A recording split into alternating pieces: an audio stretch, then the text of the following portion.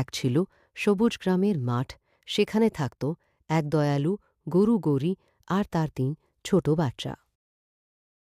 একদিন সকালে আকাশ কালো হয়ে গেল, ঝড় আসছে।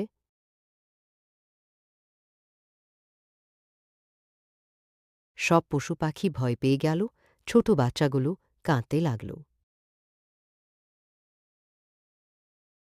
গৌরী শান্তভাবে বলল, ভয় পেও না, আমার সাথে এসো। সে বাচ্চাদের নিয়ে বড় আমগাছের নিচে দাঁড়াল, শরীর দিয়ে বাচ্চাগুলোকে ঢেকে রাখল। ঝড় থেমে গেলে সূর্য উঠল, মাঠে আবার আলো ছড়িয়ে পড়ল। বাচ্চারা আনন্দে লাফিয়ে উঠল। মিনি বলল, মা তুমি আমাদের রক্ষা করেছ। গৌরী হাসল আর বলল, মা সবসময় সন্তানের পাশে থাকে।